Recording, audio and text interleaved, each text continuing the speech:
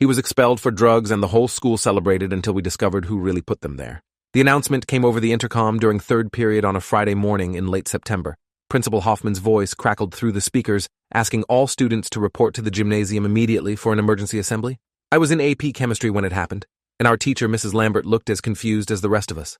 We filed out into hallways already crowded with students speculating about what could be important enough to disrupt classes. The last emergency assembly had been 2 years ago when a senior died in a car accident. Whatever this was, it felt equally serious based on the tension in teachers' faces as they herded us toward the gym. When we were all seated on the bleachers, Principal Hoffman took the podium with Detective Rachel Kowalski from the local police department standing beside him. Hoffman looked grim as he explained that during a routine locker inspection that morning, school security had discovered a significant quantity of prescription pills and marijuana in locker 23, which belonged to senior Elijah Grant. The drugs had been packaged for distribution, not personal use.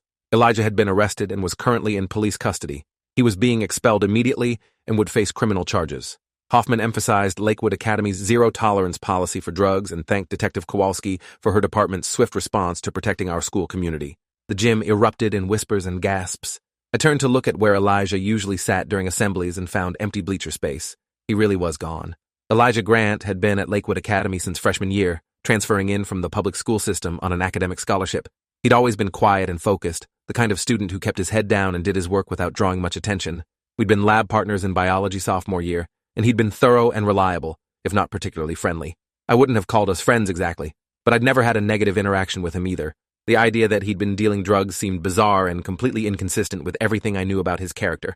But apparently, I didn't know him at all, because by lunch, the entire school was buzzing with the story. People who'd barely spoken to Elijah suddenly had detailed theories about his secret drug operation. Someone claimed they'd seen him acting suspicious near the parking lot. Someone else said he'd always seemed too good to be true, and this proved it. The general consensus was relief that he'd been caught before he could corrupt more students. Several parents had already called the school praising Hoffman's vigilance. By the end of the day, Elijah Grant had been transformed from unremarkable scholarship student to dangerous criminal in the collective imagination of Lakewood Academy. I didn't participate in the gossip, but I didn't defend him either. What could I say? The drugs had been found in his locker. He'd been arrested. The evidence seemed straightforward. That weekend, I mostly forgot about it, focused on college applications and trying to finish an English essay on Hamlet. It wasn't until Monday morning that things started feeling wrong. I got to school early for student council and found our faculty advisor, Mr. Dennis Carr, looking troubled as he set up chairs for our meeting.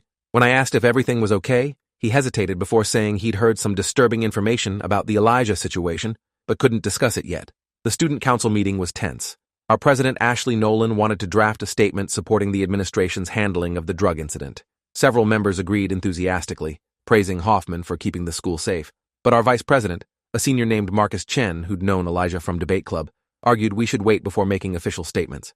He said something felt off about the whole situation, that Elijah's locker had been specifically targeted during a random inspection, that the timing seemed convenient given recent budget discussions about scholarship programs. Ashley shut him down quickly, saying we couldn't appear to be defending drug dealers. The statement passed with only Marcus and 2 others voting against it. After the meeting, I caught up with Marcus in the hallway and asked what he'd meant about convenient timing. He looked around to make sure no one was listening before explaining that the school board had been debating whether to reduce funding for academic scholarships to allocate more money for athletic programs. Elijah had been one of the most visible scholarship recipients, consistently on honor roll and heading toward valedictorian status. His expulsion meant one less scholarship to fund and sent a message about the kind of students those scholarships attracted.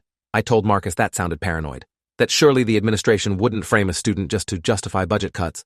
He said he hoped I was right, but something about the whole situation didn't add up. I couldn't stop thinking about what Marcus had said.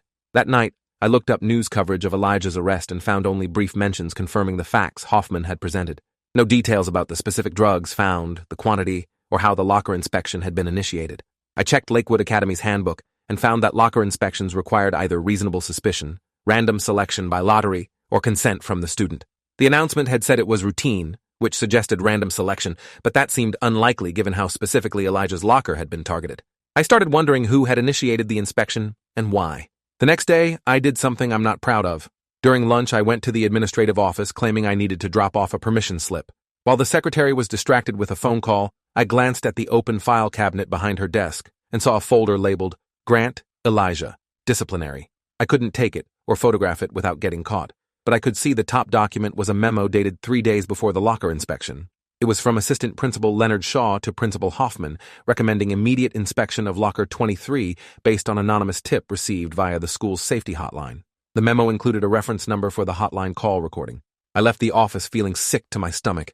An anonymous tip had triggered the inspection that found drugs in Elijah's locker. That could be legitimate, someone genuinely concerned about drug activity reporting what they'd seen.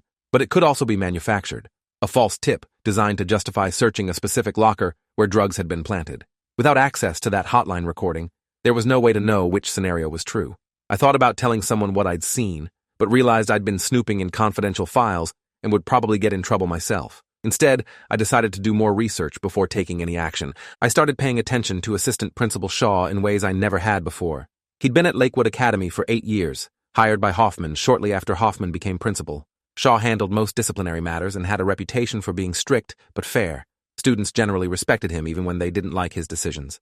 I'd personally interacted with him only once, freshman year, when I'd been caught skipping assembly. He'd given me detention and a lecture about responsibility that had actually been pretty reasonable. Nothing about him suggested he'd be involved in framing a student. But then I noticed something odd. Shaw had been absent the day of Elijah's arrest and the emergency assembly.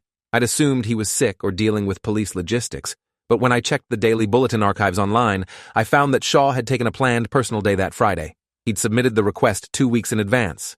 That meant he'd known he'd be absent on the exact day a major disciplinary incident occurred based on his own memo. Why would he schedule time off right when his recommendation for a locker inspection was supposed to be executed? Unless he'd wanted to be conspicuously absent when the drugs were discovered, establishing that he couldn't have been directly involved in planting them. I shared this observation with Marcus after debate practice on Thursday. He'd been digging into things too, and had discovered that Elijah's locker assignment had been changed 3 weeks before the drug discovery. Elijah had originally been assigned locker 156 near the science wing, but had been moved to locker 23 near the main entrance after reporting that his original locker door was jammed. The maintenance request and locker reassignment had been processed by Shaw's office. Marcus had also learned that locker 23 had previously belonged to a student who'd graduated the year before and had been sitting empty since June. That gave someone a 4-month window to access the locker without raising suspicion before Elijah was assigned to it. We were building a theory, but had no proof. Everything we'd found could be explained as coincidence or normal administrative procedures. We needed something concrete that would demonstrate the drugs had been planted rather than belonging to Elijah. Marcus suggested we try to talk to Elijah directly, find out what he remembered about the locker reassignment and whether he'd noticed anything suspicious before the inspection. But Elijah had been expelled and was facing criminal charges. His family had hired a lawyer, and he wasn't allowed on school grounds. Getting access to him would require going through legal channels we didn't have. Then I remembered something from our biology class sophomore year. Elijah had been meticulous about documenting everything, always taking photos of our lab setups and keeping detailed notes. He'd told me once that his scholarship required maintaining perfect grades, and he couldn't afford to lose points on lab reports because of disputes about what experiments we'd actually performed. If he'd maintained that habit with his locker, there might be photos proving the drugs hadn't been there before the inspection. It was a long shot, but worth investigating. I managed to find Elijah's mother's phone number through the school directory that was technically only supposed to be used for emergency contact purposes. I called that evening and explained who I was, that I'd been Elijah's lab partner, and I had questions about his expulsion. Mrs. Grant was immediately suspicious, asking if I was a reporter or working with the school administration. I told her neither, that I was a student who thought something was wrong with how Elijah's case had been handled. There was a long silence before she said Elijah's lawyer had advised the family not to discuss the case with anyone. I said I understood, but asked if Elijah had kept any photos or records of his locker contents. She asked why that mattered. I explained my theory about the drugs being planted and the locker assignment being manipulated. Mrs. Grant's voice changed from suspicious to desperate, as she said Elijah had been insisting from the beginning that he'd been framed, but nobody believed him. The police had found drugs in his locker, his fingerprints were on the locker door and combination lock, and he had no alibi for when the drugs might have been planted because they could have been there for weeks before discovery. His lawyer was trying to negotiate a plea deal that would reduce the charges from distribution to possession, which would mean probation instead of jail time. But accepting a plea meant admitting guilt for something Elijah swore he hadn't done. Mrs. Grant said she'd check if Elijah had any photos or documentation about his locker and call me back. She did, 3 hours later, with information that made everything click into place. Elijah had taken a photo of his new locker on the first day after the reassignment, documenting the empty space before he put his belongings in it. He'd done this specifically because he'd been worried about being blamed if the previous occupant had left anything inappropriate behind. The photo showed locker 23 completely empty except for a small dent in the upper left corner of the back panel. Mrs. Grant said Elijah had never mentioned that dent before, but it was visible in his photo from 3 weeks before the drugs were found. I asked if she could send me that photo and any others Elijah had taken of his locker over the following weeks. She hesitated, asking again why I was involved and what I planned to do with the information. I told her the truth, that I didn't know yet, but I couldn't watch someone be punished for something they didn't do, that I'd been complicit in his social destruction by staying silent, and I needed to make it right. Mrs. Grant said she'd send the photos but warned me to be careful, that whoever had framed Elijah had resources and authority I didn't. Then she sent 5 photos showing Elijah's locker from different angles over the 3 weeks between reassignment and inspection. None of them showed any drugs. The photos proved Elijah's innocence, but they also revealed something else. In each photo, that small dent in the back panel was visible in slightly different positions. At first, I thought I was seeing things wrong. That lighting or camera angle made it appear to move. But when I measured the dent's position relative to the locker's corners in each photo, the displacement was undeniable. The back panel of locker 23 wasn't solid. It was removable, designed to swing or slide, allowing access from the other side. Someone had been opening that panel from an adjacent space, likely the maintenance corridor that ran behind the main hallway lockers.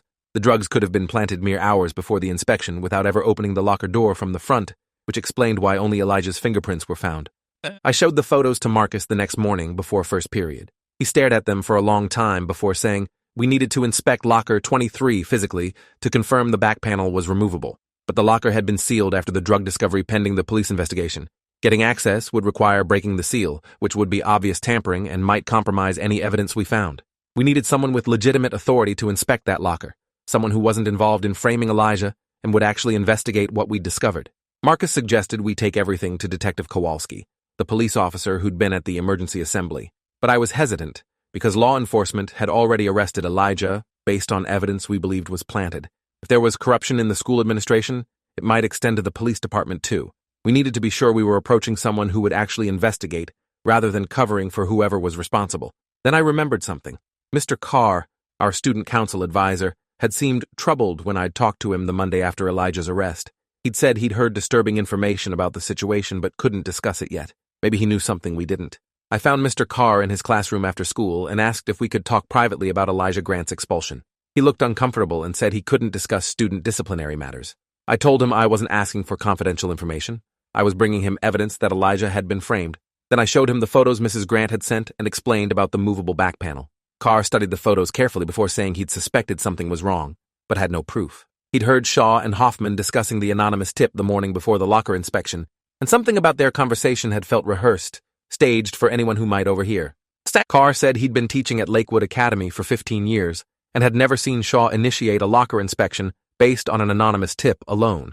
The school's policy required corroborating evidence before acting on anonymous reports, specifically to prevent false accusations from triggering investigations. But Shaw had bypassed that policy by claiming the tip included specific details about Locker 23 that justified immediate action. Carr had requested to hear the hotline recording and been told it was part of an ongoing investigation and not available for review. That refusal had made him suspicious, but without proof of wrongdoing, he couldn't challenge Hoffman's authority on disciplinary matters. I asked Carr why Shaw and Hoffman would frame Elijah. What did they gain from destroying a student's future?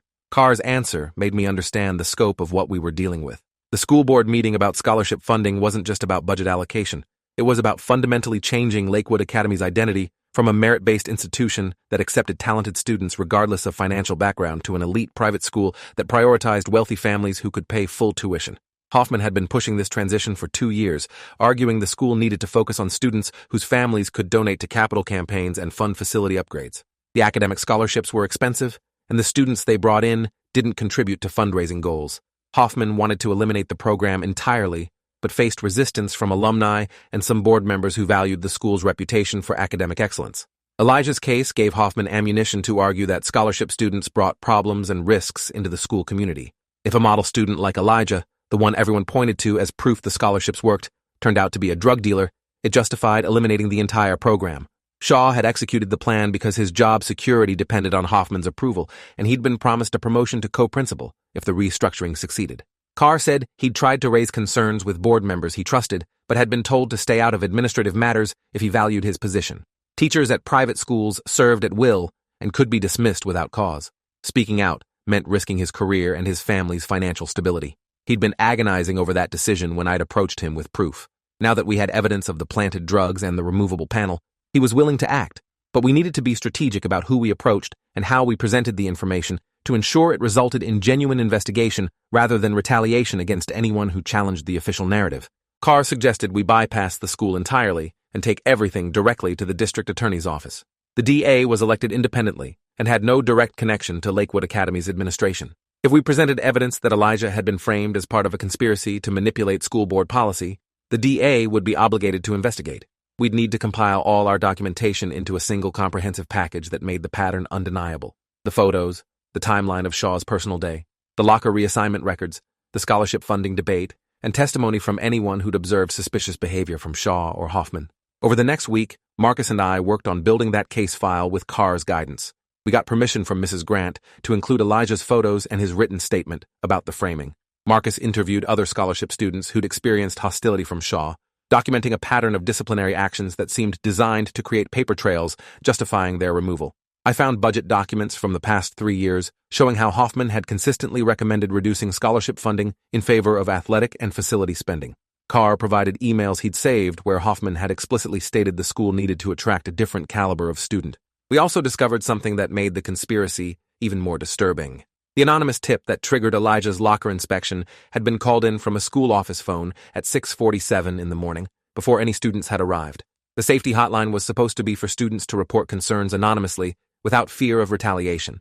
Someone with access to school facilities and phone systems had faked a student report to justify the search. When we presented this information to Carr, he said it proved premeditation and would likely result in criminal charges if we could demonstrate who made that call. The phone system kept logs of all outgoing calls, including internal extensions. Carr had access to those logs through the faculty portal and found that the 6:47 call had been made from the extension in Shaw's office. Shaw would argue he wasn't even there that morning, that someone else must have used his phone, but the building's security system showed his keycard had been used to unlock the administrative wing at 6:32. He'd been there alone for 20 minutes before the anonymous tip was called in. Plenty of time to make the call and access locker 23 through the maintenance corridor to plant the drugs. We had everything we needed. The evidence was overwhelming and documented. On a Wednesday afternoon in late October, exactly 5 weeks after Elijah's expulsion, Carr drove Marcus and me to the district attorney's office where we presented our case file to Assistant DA Pauline Foster.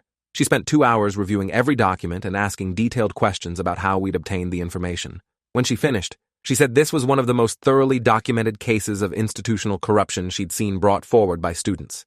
She'd be opening an immediate investigation and would likely convene a grand jury to determine if criminal charges were appropriate. The investigation moved faster than I expected. Detective Kowalski, it turned out, had been troubled by aspects of Elijah's case from the beginning, but had been pressured by her superiors to accept the evidence as presented. When Foster brought her in to re-examine everything, Kowalski jumped at the chance to investigate properly. She obtained a warrant to inspect locker 23's back panel and confirmed it was designed to swing open from the maintenance corridor side. She pulled security footage from the morning of the anonymous tip and found Shaw entering the administrative wing alone, then footage from later showing him accessing the maintenance corridor with a bag he didn't have when leaving. Most damning forensic analysis of the drugs found in Elijah's locker showed they'd been packaged months before being discovered, during a time when the locker was still empty and unassigned. The packaging had fingerprints from someone other than Elijah. Those prints matched Shaw's when compared against his employment records. Shaw had literally handled the drugs while packaging them, apparently not considering that his prints would be recoverable or relevant since no one was supposed to question the evidence. That level of arrogance spoke to how confident he'd been that his authority would protect him from scrutiny. Shaw was arrested on a Thursday morning in early November. Hoffman was arrested the same day on conspiracy charges. Both were released on bail, but immediately suspended from their positions pending trial. The school board called an emergency meeting and hired an independent investigation firm to review all disciplinary actions taken by Shaw and Hoffman over the past 3 years. That investigation uncovered 4 other cases where scholarship students had been expelled or forced to withdraw under suspicious circumstances. None as elaborate as Elijah's framing, but all following a pattern of disproportionate punishment for minor infractions that wealthy students routinely committed without consequence. The board issued a public apology to Elijah and the other affected students. All expulsions were overturned and tuition refunds issued. Elijah was invited to return to Lakewood Academy with a guarantee that his scholarship would be honored through graduation and extended to cover any college counseling or test prep he'd missed during his expulsion. The criminal charges against him were dropped and his record expunged. The board also voted to expand the academic scholarship program rather than reducing it, specifically to demonstrate that what happened to Elijah didn't represent the school's values, even if it had represented certain administrators' agendas. Elijah returned to school in January, 5 months after his expulsion. The welcome back was awkward and complicated. Some students apologized for how they'd treated him. Others avoided him out of embarrassment or lingering discomfort with how wrong they'd been. A few still insisted there must be some truth to the original accusations, that Shaw and Hoffman wouldn't have risked their careers framing someone completely innocent. That last group was small but vocal enough to make clear that Elijah's social rehabilitation would be gradual at best. I approached Elijah after his first day back and apologized for not defending him immediately, for allowing myself to believe the worst without question. He said he appreciated that, but what had helped more was Marcus and me actually investigating when we'd realized something was wrong. A lot of people apologize, he told me. Very few people take action to fix what they're apologizing for. Then he asked if I wanted to be lab partners again in chemistry, since we'd worked well together before. I said yes, and felt something settle in my chest. Guilt partially absolved by being given a chance to demonstrate I'd learned from my complicity. Shaw and Hoffman's trial took place the following spring. Both pled guilty to conspiracy and evidence tampering charges in exchange for reduced sentences. Shaw got 3 years in prison and permanent ban from working in education. Hoffman got 18 months and similar professional restrictions. The courtroom was packed with Lakewood Academy students and parents during sentencing. When the judge explained that these men had deliberately destroyed a student's future to advance their own careers and policy preferences, several people in the gallery started crying, including Mrs. Grant, who'd spent months watching her son be blamed for something he didn't do. Elijah gave a victim impact statement that focused not on punishment, but on systemic change. He talked about how easily his life had been upended by people with authority and credibility, how being a scholarship student had made him vulnerable because he lacked the social capital and family connections wealthier students used to protect themselves from institutional failures. He said he'd forgiven Shaw and Hoffman not because they deserved it, but because carrying anger was exhausting, and he wanted to focus on rebuilding rather than revenge.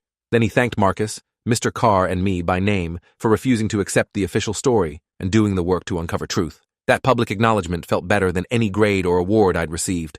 2 years later, Elijah graduated as valedictorian with a full scholarship to MIT.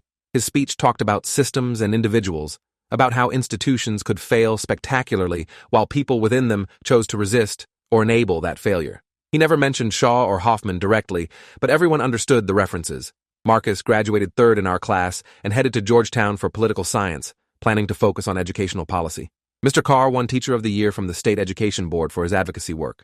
I went to the state university with decent grades and a clearer understanding that staying silent makes you complicit in whatever evil you're witnessing. The real lesson wasn't about drugs or conspiracy. It was about courage being less dramatic than people think, usually just asking questions when everyone else accepts convenient answers, and following those questions wherever they lead, even when the destination is uncomfortable. If you enjoyed this, you'll definitely want to see the next ones too. So subscribe now and let me know your take in the comments.